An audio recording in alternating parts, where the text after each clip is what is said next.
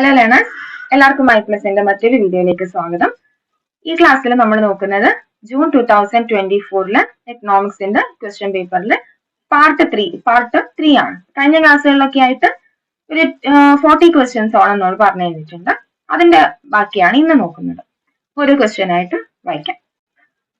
In an open economy, if the MPS is 12%, productivity of capital is 25%, and income is 150 billion a year, then based on Harrod-Domar model, to maintain full employment, at what rate income must grow?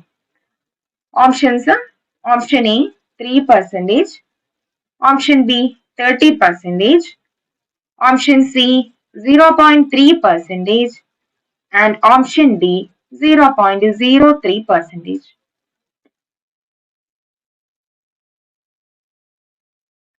അപ്പൊ MPS marginal propensity to സേവും തന്നിട്ടുണ്ട്, productivity of capital തന്നിട്ടുണ്ട്, അതേപോലെ ഇൻകവും.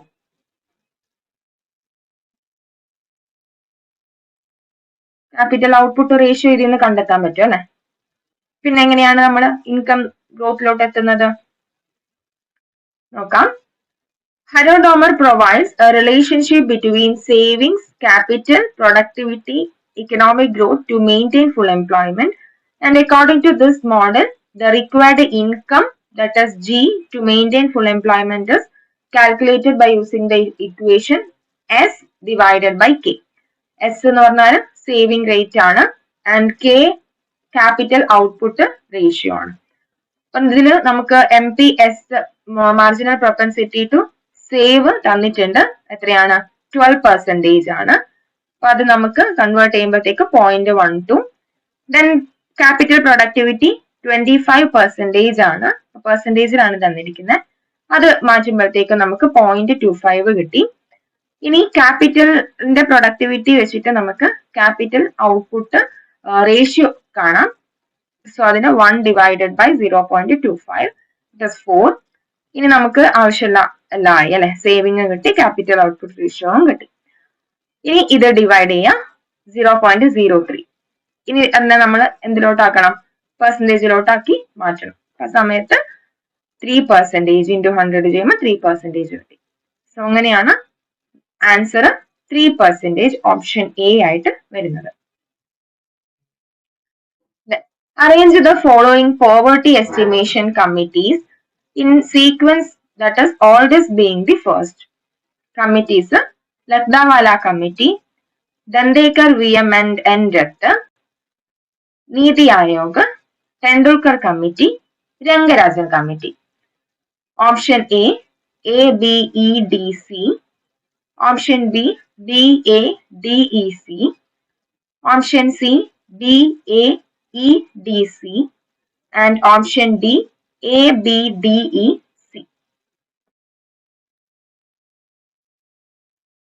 Committees അതിന്റെ introduce ചെയ്ത വർഷത്തിന്റെ അടിസ്ഥാനത്തിൽ arrange ചെയ്യാനാണ്. ഏറ്റവും ആദ്യം വന്നിട്ടുള്ളത് ഏതാണ്? ദന്തേക്കർ ആൻഡ് ഡത്ത് കമ്മിറ്റിയാണ് 1971. പിന്നെ വരുന്നത് ലക്ഡാവാല കമ്മിറ്റി 1993 വരുന്നു. പിന്നെ 2005 ടെണ്ടുൽക്കർ കമ്മിറ്റി വരുന്നു. പിന്നെ വരുന്നത് Rangarajan committee 4th. Then last NITI Aayog last വരുന്നു. ഇയറും നോട്ട് ചെയ്ത് വെക്കാം, വേറെ കമ്മിറ്റീസുമായിട്ട് മാച്ച് ചെയ്യാൻ വന്നു കഴിഞ്ഞാൽ നമുക്ക് ഉപകാരപ്പെടും. ലക്ഡാവാല committee 1993 ദന്തേക്കർ and ഡത്ത് committee 1971 NITI Aayog 2015 Tendulkar committee 2005 Rangarajan committee 2012. പിന്നെ അറേഞ്ച് ദ ഫോളോയിങ് മിനിസ്ട്രീസ്.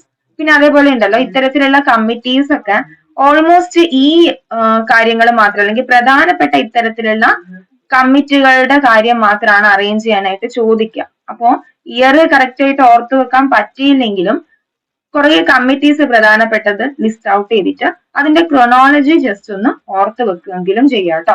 അപ്പൊ നമുക്ക് ഇയർ അറിയില്ലെങ്കിലും ആ ക്രൊണോളജിക്കൽ ഓർഡറിൽ എല്ലാ കമ്മിറ്റികളും പഠിച്ചു വെച്ചാൽ നമുക്ക് ഇത്തരത്തിലുള്ള ക്വസ്റ്റ്യൻസ് ആൻസർ ചെയ്യാൻ പറ്റും.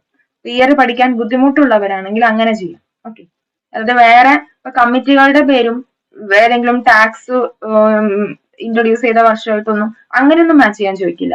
ഒരേ രീതിയിലുള്ള കാര്യങ്ങൾ മാത്രമേ മാച്ച് ചെയ്യാൻ ചോദിക്കൂ. ഇപ്പൊ ഉദാഹരണം പറഞ്ഞാൽ കമ്മിറ്റീസിന്റെ കാര്യം ചോദിക്കുകയാണെങ്കിൽ കമ്മിറ്റികൾ മാത്രമേ അതിനകത്ത് ഉൾപ്പെടുത്തുള്ളൂ. പിന്നെ അതേപോലെ ടാക്സും ഇത്തരത്തിൽ ചോദിക്കാറുണ്ട്. സർവീസ് ടാക്സ്, ഇൻകം ടാക്സ്, ഇതൊക്കെ ഇൻട്രൊഡ്യൂസ് ചെയ്ത വർഷത്തിന്റെ അടിസ്ഥാനത്തിൽ അറേഞ്ച് ചെയ്യാം. പിന്നെ അതേപോലെ ഇപ്പൊ ഡെവലപ്മെന്റൽ എക്കണോമിക്സിലെ കുറച്ച് തിയറീസ് തരും, എന്നിട്ട് അത് തമ്മിൽ മാച്ച് ചെയ്യാൻ ക്രൊണോളജിക്കൽ ഓർഡറിൽ അറേഞ്ച് ചെയ്യാൻ പറയും. അതേപോലെ മൈക്രോയിലെ കുറച്ച് തിയറികൾ തരും, അത് അറേഞ്ച് ചെയ്യാൻ പറയും. അപ്പൊ അങ്ങനെ ഒരു ഗ്രൂപ്പ് ഓഫ് തിയറീസും ഗ്രൂപ്പ് ഓഫ് കമ്മിറ്റീസും ഒക്കെ എടുത്തിട്ട് അതിന്റെ ക്രൊണോളജി പഠിക്കാം. ഓക്കെ, അപ്പൊ ഇയർ അറിഞ്ഞില്ലെങ്കിലും നമുക്ക് എഴുതാൻ പറ്റും. അടുത്ത ക്വസ്റ്റ്യൻ നോക്കാം. Arrange the following ministries on the basis of the amount of allocation of funds in the Union Budget 2023-24 in ascending order. A. Ministry of Road Transport and Highways. B. Ministry of Railways. C. Ministry of Home Affairs. D. Ministry of Rural Development. And E. Ministry of Chemical and Fertilizer. Option A. A, B, C, E, D. Option B, D, E, C, B, A. Option C, E, C, D, B, A. And option D, A, B, D, C, E.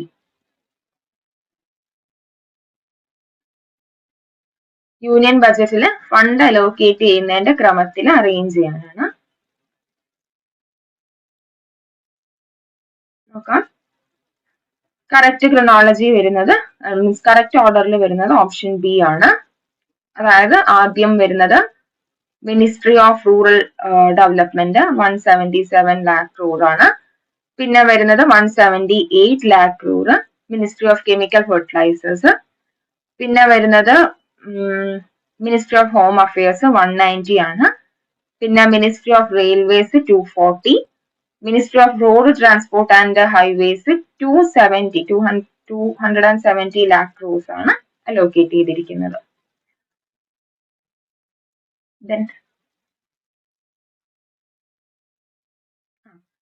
ഇതില് കൊടുത്തിരിക്കുന്ന figures money multiplier കാണാനായിട്ട് currency, അതേപോലെ deposit, പിന്നെ excess reserve, ഇതൊക്കെയാണ്.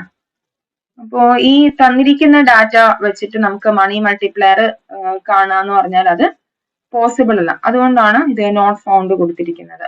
Okay, അതായത് നമ്മള്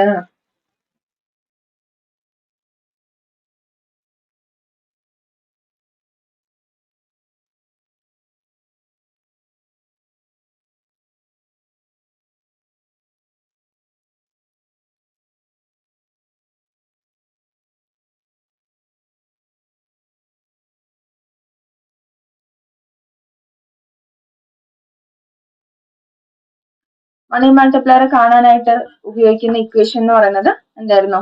1/RR ആണ് അല്ലെ. അപ്പൊ ആ ഇക്വേഷൻ വെച്ചിട്ട് M is equal to 1/RR. അപ്പം തന്നിരിക്കുന്ന ഡാറ്റകൾ വെച്ചിട്ട് നമുക്ക് ഈ ഒരു ഇക്വേഷൻ അപ്ലൈ ചെയ്യാനായിട്ട് പറ്റില്ല. അപ്പൊ അതുകൊണ്ട് തന്നെ ഡാറ്റ ഇവിടെ എന്താണ് അഡിക്വേറ്റ് അല്ല. അതുകൊണ്ട് നമുക്ക് ഈ ഒരു ക്വസ്റ്റ്യന്റെ ആൻസർ നോട്ട് ഫൗണ്ട് ആണ്. നെക്സ്റ്റ് ക്വസ്റ്റ്യൻ നോക്കാം. Which of the following is not true in case of factor taxes? ഇതിലും കറക്റ്റ് ഓപ്ഷൻ ഗിവൺ അല്ല, സോ ഇതും അവോയ്ഡ് ചെയ്യാം. Next is arrange the events according to their occurrences. That is oldest being the first. Treaty of Rome, Eurozone, the collapse of the Bretton Woods system of fixed exchange rate, global financial crisis, South Asian free trade area. Option A, CABED. Option B, CAEBD. Option C, ACBED. And option D, ABCDE. ഓരോന്നിന്റെയും വശം ഓർക്കുക, അതിന്റെ ബേസിൽ arrange ചെയ്യാം. Okay, തന്നിരിക്കുന്നതിന് treaty of Rome ആണ് ആദ്യം വരുന്നത് 1957. പിന്നെ collapse of Bretton Wood system വരുന്നു 1971. ദെൻ പിന്നെ തേർഡ് യൂറോസോണ് 1999. പിന്നെ South Asian free trade area 2004. Global financial crisis 2008. പിന്നെയുള്ളത് arrange the following foods and beverages in ascending order based on the average annual retail inflation on the basis of CPI Consumer Price Index %. ഇതിന്റെ based on base year 2012 is equal to 100. പക്ഷെ ഇത് ഏത് ഇയറിലെ data പ്രകാരമാണ് അല്ലെങ്കിൽ ഏത് ഇയറിലെയാണ് calculate ചെയ്യേണ്ടതെന്ന് mention ചെയ്തിട്ടില്ല. അപ്പൊ അതുകൊണ്ട് തന്നെ നമുക്ക് ഈ ഒരു ക്വസ്റ്റ്യനും ആൻസർ ചെയ്യാൻ പറ്റില്ല. Then arrange the following tax reform committee on the basis of their years of establishment starting from the oldest. നേരത്തെ ഒരു കൂട്ടം കമ്മിറ്റീസ് കണ്ടു അല്ലെ, അതേപോലെ നെക്സ്റ്റ് ഒരു കൂട്ടം ടാക്സ് റിലേറ്റഡ് കമ്മിറ്റീസ് ആണ്. Kelkar committee, then Parthasarathy committee, Raja J Chelliah committee, direct tax code committee, direct tax ആണ്, tax code committee, then Arvind Subramanian committee. ഓപ്ഷൻസിൽ option A CBADE, option B CDABE, option C ACDEB, and last option is CADBE.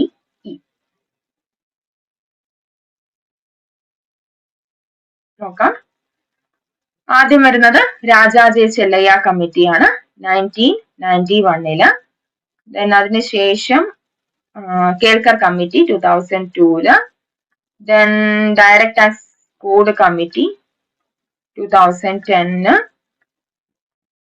പിന്നെ വരുന്നത് പാർത്ഥസാരഥി കമ്മിറ്റിയാണ് 2013.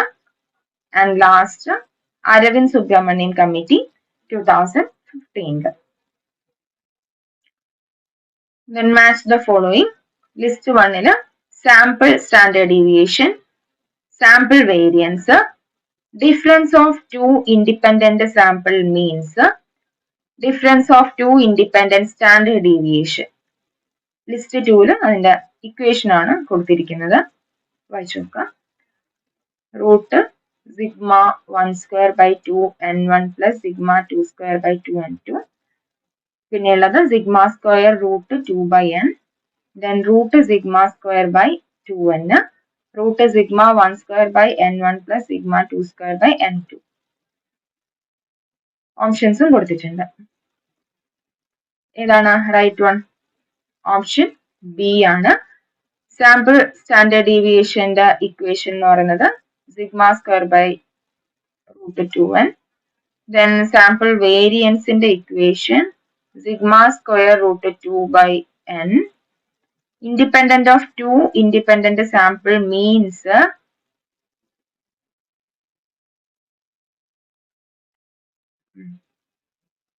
Last one ആണ്.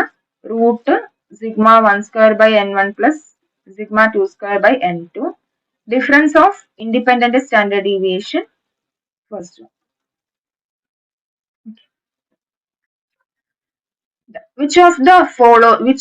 In the short run, which of the following always gets smaller as output increases? Option A, AFC, average fixed cost. Option B, average variable cost. Option C, short run average cost, and option D, short run marginal cost. Output വർദ്ധിക്കുന്നതിനനുസരിച്ച് കുറഞ്ഞുകൊണ്ടേയിരിക്കുന്ന cost ഏതാണ് in short run? Short run cost കർവുകളും long run cost കർവുകളും separate ആയിട്ട് പഠിച്ചിട്ടുണ്ടാവും. അപ്പൊ അതിന് short run cost കർവുകളാണ് ഇവിടെ കൊടുത്തിരിക്കുന്ന എല്ലാം. ഇതിൽ ഏതാണ് ഔട്ട്പുട്ട് വർദ്ധിക്കുന്നതിനനുസരിച്ച് ഓൾവേസ് സ്മോളർ ആയിട്ട് വരുന്നത്?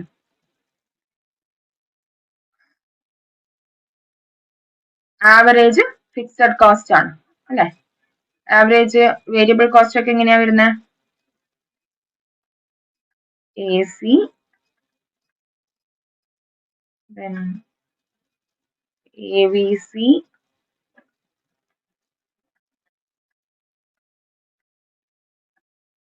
ഇനി MC നോക്കുവാണെങ്കിൽ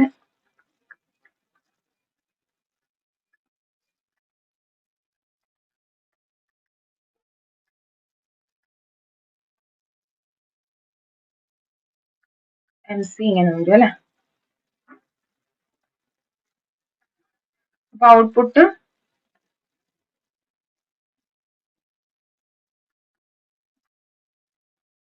നമ്മൾ ഇവിടെ എടുക്കും, Q ആൻഡ് കോസ്റ്റ് ഇവിടെ എടുക്കും അല്ലെ. AFC ഇങ്ങനെ വരും, AFC ആവറേജ് ഫിക്സഡ് കോസ്റ്റ്. ഇതിനകത്ത് ഔട്ട്പുട്ട് എക്സ് ആക്സിസിൽ നോക്കിയാൽ വർദ്ധിച്ചുകൊണ്ടേ ഇരിക്കുന്നുണ്ട്. ഷോർട്ട് റൺ കോസ്റ്റ് കർവുകളാണ് ഈ എല്ലാം തന്നിരിക്കുന്ന എല്ലാം. ഇതിനകത്ത് ആവറേജ് കോസ്റ്റ് നോക്കിക്കഴിഞ്ഞാൽ, ഷോർട്ട് റൺ ആവറേജ് കോസ്റ്റ് നോക്കിക്കഴിഞ്ഞാൽ ഇനീഷ്യലി ഡിക്രീസിങ് ആണ്, പക്ഷെ പിന്നീട് എന്ത് ചെയ്യുന്നുണ്ട്, വർദ്ധിക്കുന്നുണ്ട്. ഔട്ട്പുട്ട് കൂടുമ്പോൾ ഇൻക്രീസിങ് ആണ്. ഇനീഷ്യലി ഡിക്രീസിങ് ദെൻ ഇൻക്രീസിങ് ആണ് ആവറേജ് കോസ്റ്റ്. പിന്നെ ആവറേജ് വേരിയബിൾ കോസ്റ്റും അതേപോലെ തന്നെയാണ്. ഇനീഷ്യലി ഡിക്രീസ് ചെയ്യുന്നുണ്ടെങ്കിലും പിന്നീട് എന്ത് ചെയ്യുന്നുണ്ട്, ഇൻക്രീസ് ചെയ്യുന്നതായിട്ട് കാണാം. അതേപോലെ മാർജിനൽ കോസ്റ്റും ആദ്യം ഡിക്രീസിങ് ആണ്, പിന്നെ ഇൻക്രീസിങ് ആണ്. ഇതിന്റെ ഈ 3 കോസ്റ്റ് കർവുകളും നോക്കിക്കഴിഞ്ഞാൽ AC, AVC, MC നോക്കിക്കഴിഞ്ഞാൽ ആദ്യം ഏറ്റവും മിനിമം കോസ്റ്റിലോട്ട് എത്തുന്നത് ഏതാണ്, മാർജിനൽ കോസ്റ്റ് കർവ് ആണ്. പിന്നെ ആവറേജ് വേരിയബിൾ കോസ്റ്റ് ആണ് ഏറ്റവും മിനിമം ആവുന്നത്. അതിനുശേഷമാണ് ആവറേജ് കോസ്റ്റ് ഏറ്റവും മിനിമത്തിൽ എത്തുന്നത്. AC-യുടെ AVC-ന്റെയും ഏറ്റവും മിനിമം പോയിന്റിൽ വെച്ചിട്ടാണ് MC ഈ 2 കർവുകളെയും കട്ട് ചെയ്യുന്നത്. അതൊക്കെ അറിയായിരിക്കുമല്ലോ, ബേസിക് കാര്യങ്ങളാണ്. പിന്നെ AFC നമ്മൾ നോക്കുവാണെങ്കിൽ, ആവറേജ് ഫിക്സഡ് കോസ്റ്റ് നോക്കുവാണെന്നുണ്ടെങ്കിൽ അത് ഔട്ട്പുട്ട് വർദ്ധിക്കുന്നതിനനുസരിച്ച് ഓൾവേസ് എന്താണ്, ഡിക്രീസിങ് ആണ്. ഇൻക്രീസിങ് ടെൻഡൻസി എവിടെയും ആവറേജ് ഫിക്സഡ് കോസ്റ്റിന് കാണാൻ പറ്റില്ല ഷോർട്ട് റൺ കോസ്റ്റ് കർവുകൾ നോക്കുമ്പോൾ. അപ്പൊ ഇവിടെ in short run which of the following always get smaller, ഏതാണ്, average fixed cost. Option A ആണ് റൈറ്റ് ആൻസർ. പിന്നെ അടുത്തത് നോക്കാം. ഇനി ലോങ് റൺ കോസ്റ്റ് കർവുകൾ വരുമ്പോൾ അതിന്റെ ഷേപ്പ് AC, AVC, MC ഒക്കെ U ആണോ? അല്ല, അതിന് മാറ്റം വരുന്നുണ്ട് അല്ലെ. ചില കർവുകൾ എന്താവുന്നുണ്ട്, യെസ്, മറ്റ് ഷേപ്പുകളിലോട്ടൊക്കെ ആയിട്ട് മാറുന്നുണ്ട്. L ഷേപ്പ് ഒക്കെ ആയിട്ട് മാറുന്നുണ്ട് അല്ലെ. അത് ജസ്റ്റ് നോക്കി വെക്കണം കേട്ടോ, ഷോർട്ട് റൺ കോസ്റ്റ് കർവുകൾ പഠിക്കുമ്പോൾ തന്നെ. പിന്നെ ഒന്ന് റീകളക്ട് ചെയ്യാൻ നോക്കാം ഇത്തരത്തിലുള്ള ക്വസ്റ്റ്യൻസ് വരുന്ന സമയത്ത്. പിന്നെ if nation 1 has 100 labor plus 150 capital and nation 2 has 1000 labor plus 1000 capital, then which of the following is correct? Option A, nation 1 is a capital rich country. Option B, nation 2 is a capital rich country. Option C, nation 1 is a labor rich country. And option D, nation 2 is a labor rich country.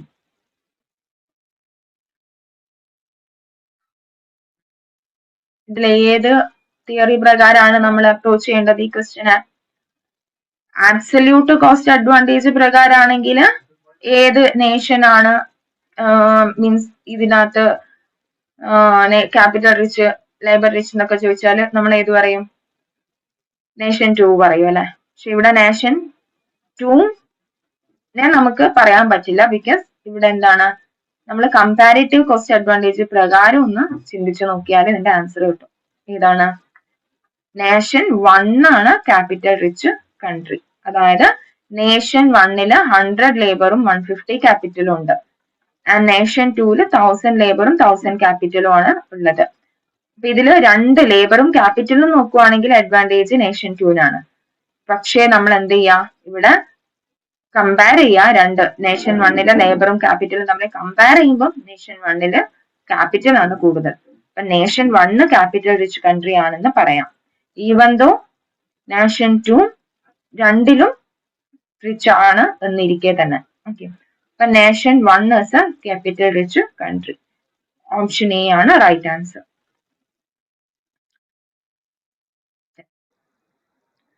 Arrange the following YOV growth of broad money from fiscal year 18 to fiscal year 22 in ascending order. ഇതിന്റെ data actually നമുക്ക് സൈറ്റിൽ available അല്ല എല്ലാ ഇയറിലെയും, അതുകൊണ്ട് നമുക്കിത് ഇപ്പം ഒഴിവാക്കാം കേട്ടോ, ഡാറ്റകൾ അവൈലബിൾ അല്ല. ഇനി അടുത്ത നോക്കാം. If income elasticity of demand for money is low, then which of the following is true? A. Steeper will be the LM curve. B. Flatter will be the LM curve. C.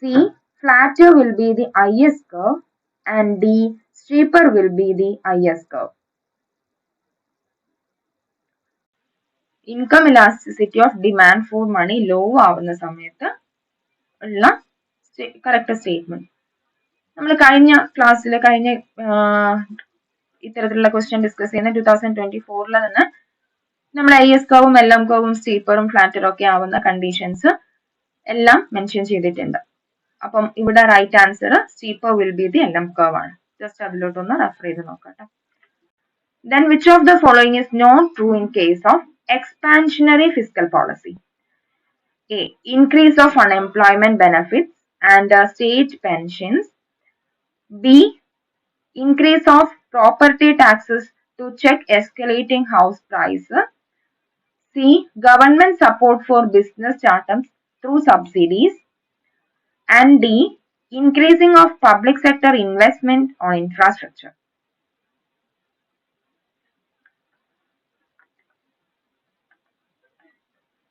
Expansionary fiscal പോളിസിയുമായി ബന്ധപ്പെട്ട incorrect ആയിട്ടുള്ള statement. എന്താണ് expansionary fiscal policy? Government കൂടുതലായിട്ട് നമുക്ക് വേണ്ടി ചെലവഴിക്കുക. എന്താ കാരണം? രാജ്യത്ത് നടന്നുകൊണ്ടിരിക്കുന്നത് എന്താണ്? ഡിഫ്ലേഷൻ ആണ്. ആൾക്കാർക്ക് കയ്യിൽ പണം ഇല്ലാത്ത അവസ്ഥയാണ്. അപ്പൊ അത് പരിഹരിക്കണം. അപ്പൊ കൂടുതൽ മണി സപ്ലൈ വർദ്ധിപ്പിക്കണം. അതിനു വേണ്ടിയിട്ട് ചെയ്യുന്നത് എന്താണ്? ഈ കൊടുത്തിരിക്കുന്ന A, C and D ആണ്. ബിയിൽ പറയുന്നത് എന്താണ്? പ്രോപ്പർട്ടി ടാക്സ് വർദ്ധിപ്പിക്കുന്ന കാര്യമാണ്. ടാക്സ് വർദ്ധിപ്പിച്ചാൽ ജനങ്ങളുടെ കയ്യിൽ ഉള്ള പൈസയുടെ 1% വീണ്ടും ഗവൺമെന്റിലോട്ട് കൊടുക്കേണ്ട ഒരു അവസ്ഥയാണ്. അപ്പം ഓൾറെഡി എന്താണ്? ആൾക്കാരുടെ കയ്യിലൊന്നും പൈസ ഇല്ല. അപ്പൊ ടാക്സ് ആയിട്ട് പിന്നെയും പിടിച്ചു കഴിഞ്ഞാൽ വീണ്ടും അത് എന്തിലോട്ട് പോവുകയുള്ളൂ? ഡിഫ്ലേഷനിലോട്ട് പോവുകയുള്ളൂ. അപ്പം അത് പരിഹരിക്കാനായിട്ട് ചെയ്യേണ്ടത് ഏതാണെന്ന് ചോദിക്കുമ്പോൾ അവിടെ കറക്റ്റ് അല്ലാത്തത് ഓപ്ഷൻ ബി ആണ്. Increase of property tax to check escalating house prices. ബാക്കിയൊക്കെ increase of unemployment benefits and state pensions. Pension കൊടുക്കുന്ന അളവ് കൂട്ടിയാൽ, അൺഎംപ്ലോയ്മെന്റ് ബെനിഫിറ്റ്സ് കൊടുത്തു കഴിഞ്ഞാൽ അതൊക്കെ എന്തിലോട്ട് നയിക്കും? കൂടുതൽ മണി സപ്ലൈ വർദ്ധിപ്പിക്കുന്നതിലോട്ട്, ആൾക്കാരുടെ കയ്യിൽ കൂടുതൽ പൈസ എത്താനായിട്ട് സഹായിക്കും. അതേപോലെ സ്റ്റാർട്ടപ്സിന് വേണ്ടിയിട്ട് ഗവൺമെന്റ് സപ്പോർട്ട് ചെയ്യുന്നു. അപ്പോഴും കൂടുതൽ ബിസിനസ് നടക്കുന്നു, കൂടുതൽ ഇൻവെസ്റ്റ്മെന്റ് വരുന്നു, മണി സപ്ലൈ വർദ്ധിക്കുന്നു. Public sector investment on infrastructure വർദ്ധിപ്പിച്ചാൽ അതും എന്താണ്? കൂടുതൽ ബിസിനസ് ചെയ്യാനും കൂടുതൽ പൈസ വരാനും മണി സപ്ലൈ വർദ്ധിപ്പിക്കാനും ഒക്കെയുള്ള കാരണമാവുന്ന ഘടകമാണ്. Next is, if GDP measured in billions of current dollars is 5,465 and the sum of consumption, investment and government purchases is 5,496, while export is equal to 673, imports are option A 673, option B minus 673, option C 704 and option D minus 704. ഇമ്പോർട്ടിന്റെ അളവാണ് കാണേണ്ടത്. എങ്ങനെയാണ്? നമുക്ക് income measure ചെയ്യുന്ന formula തന്നെ എടുത്താൽ മതി അല്ലെ? എങ്ങനെയാണ്? y is equal to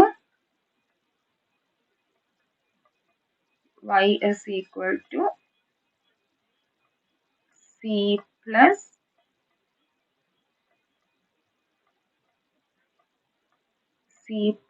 I plus G plus x minus m അല്ലെ? ഇതാണ് എന്ത്? ഇൻകം കാൽക്കുലേറ്റ് ചെയ്യാനുള്ള ഫോർമുല. പിന്നെ 4 സെക്ടർ മോഡൽ അപ്പൊ ആ സമയത്ത് നമുക്ക് തന്നിരിക്കുന്നത് എന്തൊക്കെയാന്നുള്ളത് ആദ്യം എടുത്ത് എഴുതാം.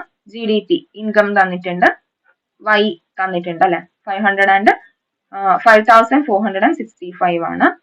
പിന്നെ തന്നിരിക്കുന്നത് അപ്പം ഇൻകം ഗിവൺ ആണ്, C+I+G തന്നിട്ടുണ്ട് അല്ലെ, കൺസംഷനും ഇൻവെസ്റ്റ്മെന്റും ഗവൺമെന്റ് സ്പെൻഡിങ്ങും ഓർ ഗവൺമെന്റ് പർച്ചേസ് മൂന്നും കൂടെ 5496 ആണ്. അപ്പൊ ഇതും ഗിവൺ ആണ്. അതേപോലെ എക്സ്പോർട്ടും തന്നിട്ടുണ്ട് 673. എളുപ്പമല്ലേ? എം മാത്രമേ ഇനി കാണേണ്ടതുള്ളൂ അല്ലെ. എന്ത് ചെയ്യാം, ഇൻകം ആദ്യം എടുത്ത് എഴുതാം. 5465 equal to Y is equal to C+I+G 5496 plus X 673 minus M. ഇനി M സോൾവ് ചെയ്തിട്ട് M കണ്ടെത്താലോ.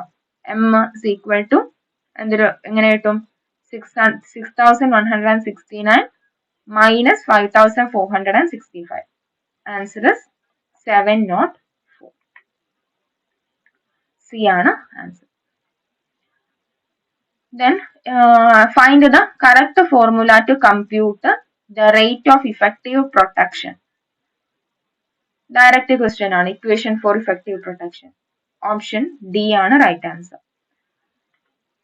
Then which of the following are not true with reference to distortions of corporation taxes?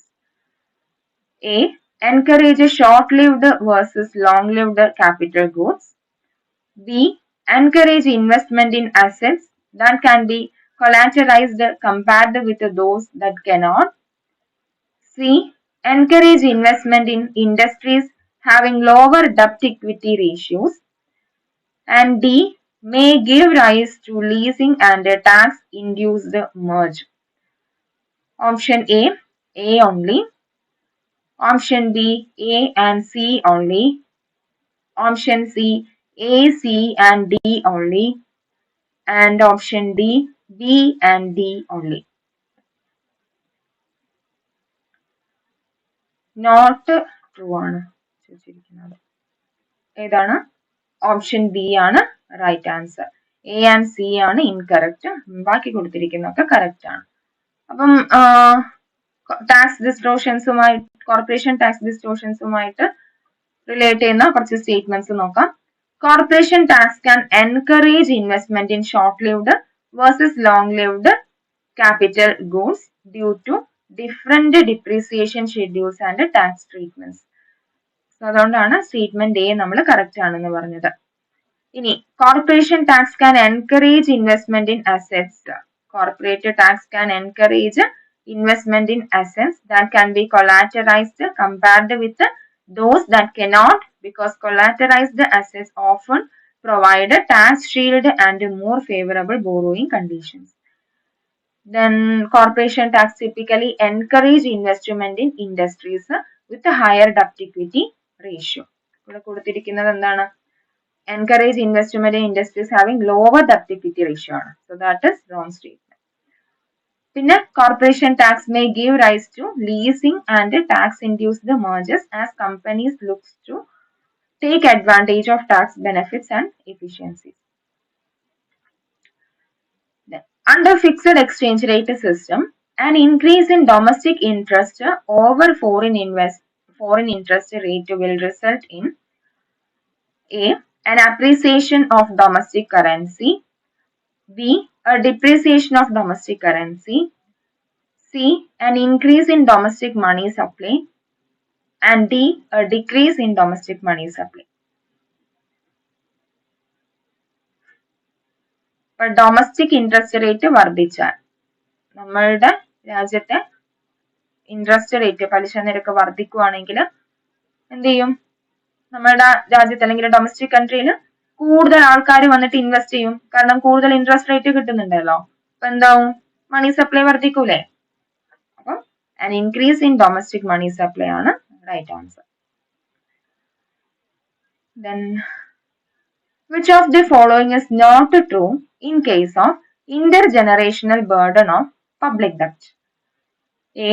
Government borrowing can crowd out investment, which will reduce future output and wages. B. Future generations may have to bear the burden of paying off the borrowings. Then external indebtedness does not reduce future standard of living.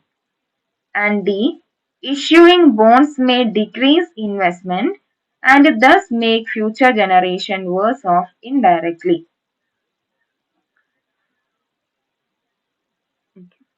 Options നോക്കാം. Option A only. Option B, A and B only. Option C only. And option D, B, C and D only. Public ഡെപ്റ്റിന്റെ intergenerational ബേർഡനുമായി ബന്ധപ്പെട്ട incorrect ആയിട്ടുള്ള statement ആണ്. ഏതാണ്? Option C ആണ് അല്ലെ. External indebtedness does not reduce future standard of living ആണ് wrong one. കാരണം എന്താ? ഡെപ്റ്റ് നമ്മൾ കൂടുതലായിട്ട് ഗവൺമെന്റ് കടമെടുത്താൽ അത് എന്തിലോട്ട് നയിക്കും? അത് കറന്റ്ലി ഗവൺമെന്റിന് രാജ്യത്തെ സ്റ്റാൻഡേർഡ് ഓഫ് ലിവിംഗ് വർദ്ധിപ്പിക്കാൻ പറ്റിയാലും ഫ്യൂച്ചർ ജനറേഷൻ എന്ത് ചെയ്യേണ്ടി വരും? അതിനെ പേ ഓഫ് ചെയ്യേണ്ടി വരും, കൂടുതൽ ടാക്സ് കൊടുത്തിട്ടുമൊക്കെ. ഫ്യൂച്ചർ ജനറേഷന്റെ സ്റ്റാൻഡേർഡ് ഓഫ് ലിവിങ്ങിനെ അത് ബാധിക്കും. കാരണം ഇന്നെടുത്ത കടം വീട്ടാൻ നാളെ എന്ത് ചെയ്യേണ്ടി വരും? ഈ കടത്തിന്റെ മേലെ ഇൻട്രസ്റ്റ് റേറ്റും വരും. അപ്പൊ ഇതൊക്കെ ചാർജ് ചെയ്യുന്നത് അല്ലെങ്കിൽ ഇതൊക്കെ പിടിക്കുന്നത് ആരുടെ അടുത്ത് നിന്നാ?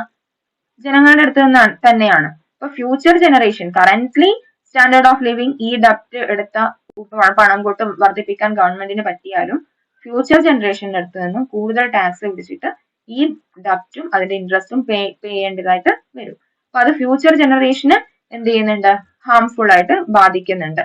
അതുകൊണ്ട് external indebtedness does not reduce അല്ല, it reduce the future standard of living ആണ് right one. So wrong statement option C only. ബാക്കിയൊക്കെ കറക്റ്റ് ആണ്. Government borrowing can crowd out investment, which will reduce future output and wages. Then future generation may have to bear the burden of paying off the borrowing. Then issuing bonds may decrease investment and thus make future generation worse off indirectly. അത്രയാണ് ഈ ഒരു സെഷനിലുള്ളത്. Then അടുത്ത ക്വസ്റ്റ്യൻസുമായിട്ട് നമുക്ക് അടുത്ത ക്ലാസ്സിൽ കാണാം. Thank you.